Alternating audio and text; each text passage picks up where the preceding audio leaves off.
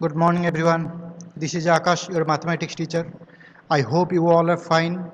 And in this type of situation, we are continuing our video lessons for mathematics.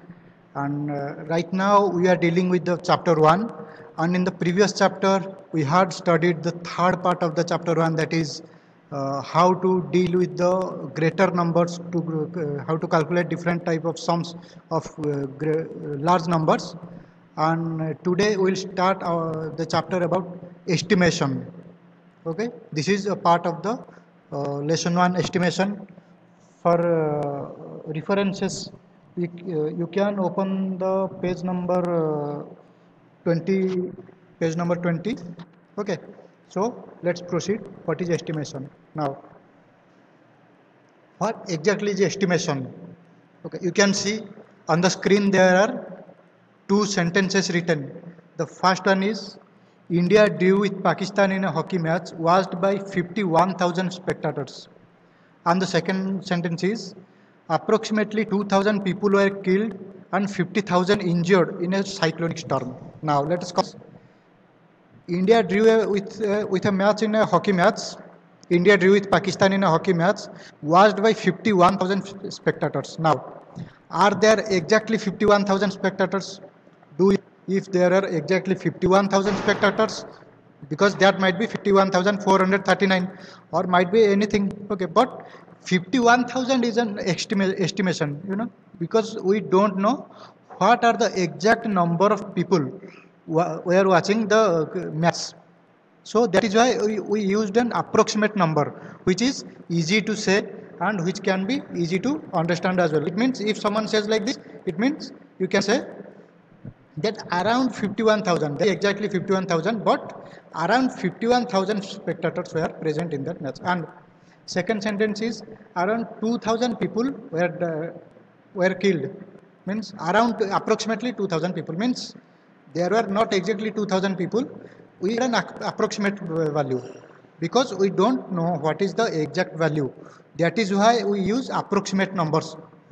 So today, today I shall teach you how to find approximate number and in how many ways approximate numbers can be found. Okay, so this is when we just simple thing. When we don't know the exact number, we use an approximate number. That is estimation. Okay, suppose I have around 2,341 rupees, but I don't remember. So what can I say? I will say I have 2,000. I have around 2,000 rupees, or I have around 2,500 rupees. That is according to the use. Okay. So let us proceed with the video. How many types of approximate are there? Okay. Now, first you can see on the screen estimating to nearest tens. Okay.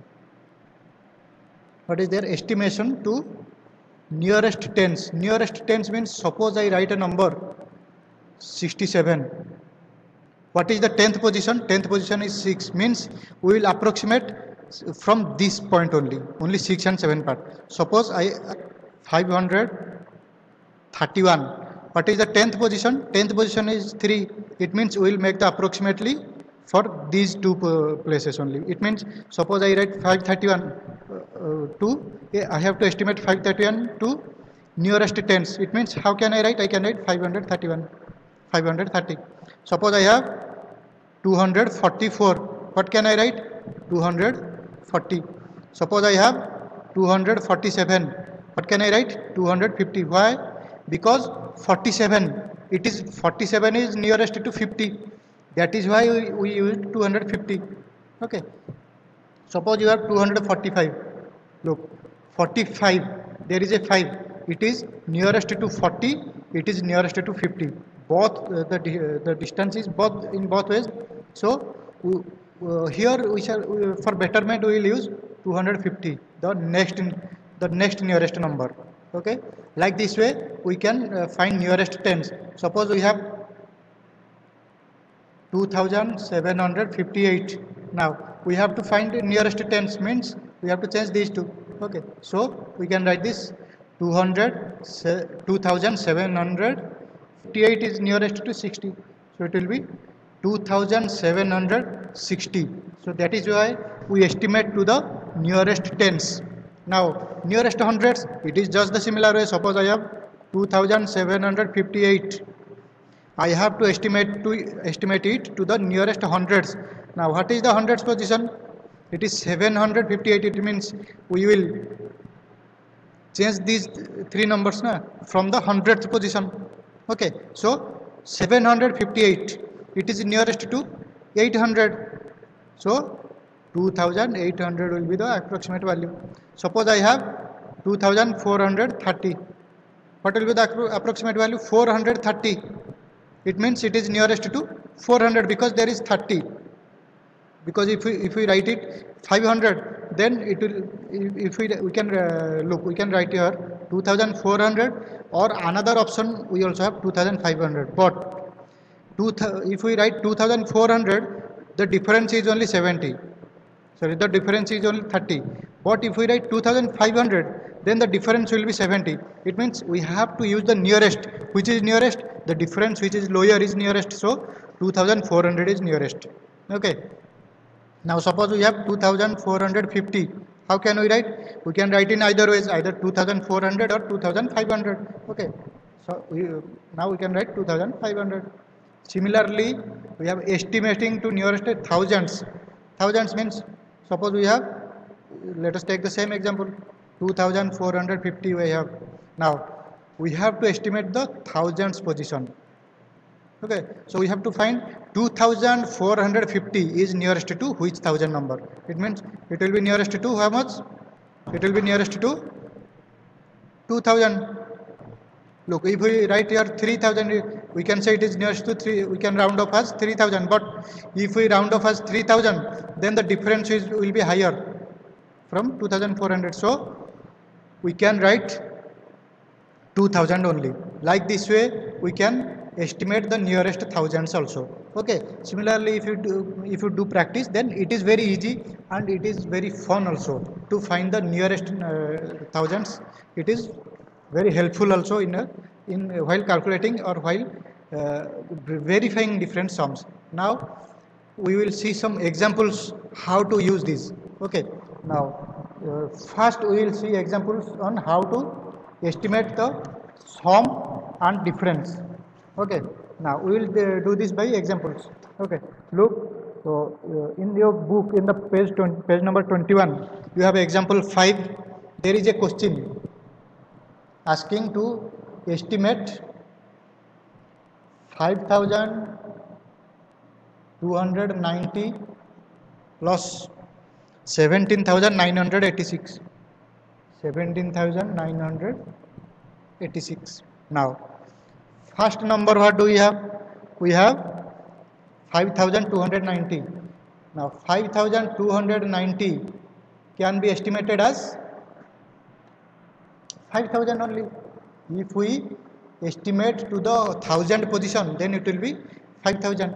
And we have 17,986. If we find the nearest estimate up to the 1000 position, then 17,986 means it is nearest to 18,000. Okay. Now you have to find the sum of 18,000 plus 5,000,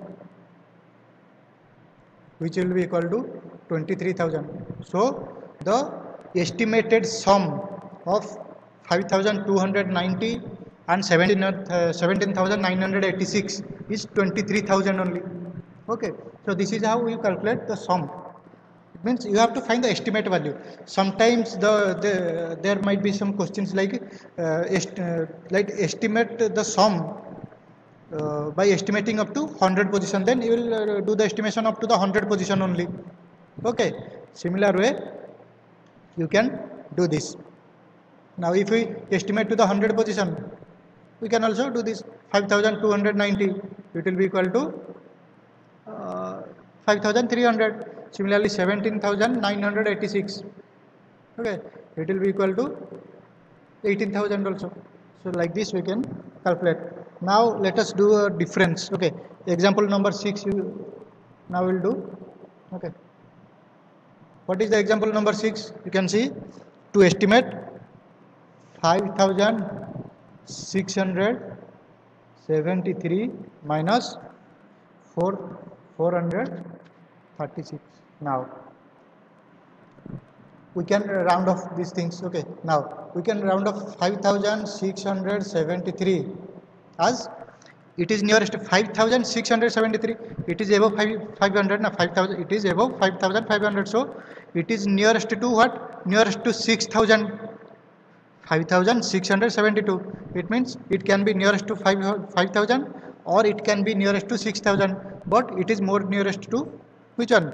6000. So we can estimate 73 as 6000. Now another number also we have 436. We can estimate 436 as 400 because it is nearest to 400. Now we have to do the difference, 6000 minus 400, okay, which will be equal to 5600. So the estimated difference is 5600, right?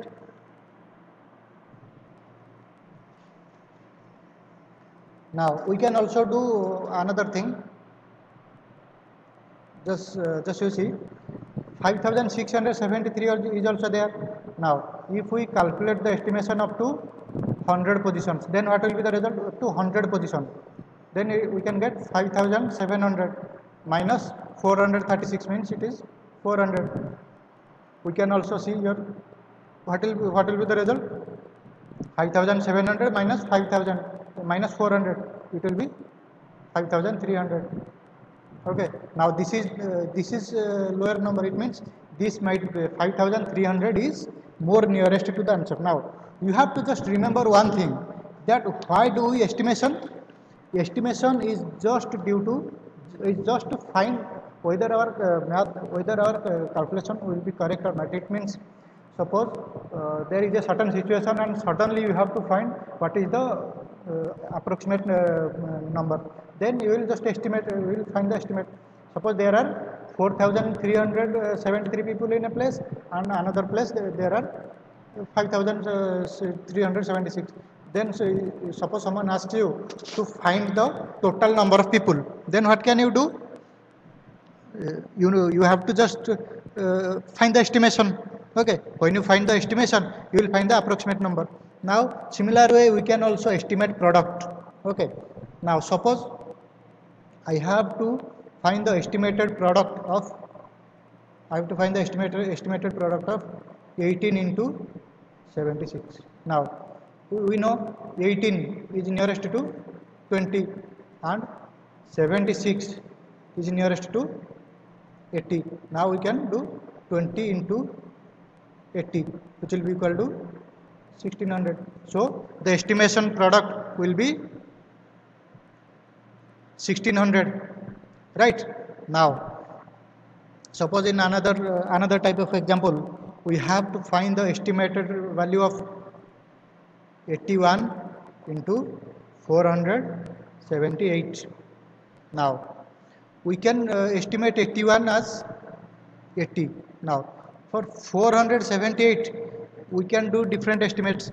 If we calculate up to 100 positions, then it will be 500, or if we calculate up to 10 position, then it will be 480, you know.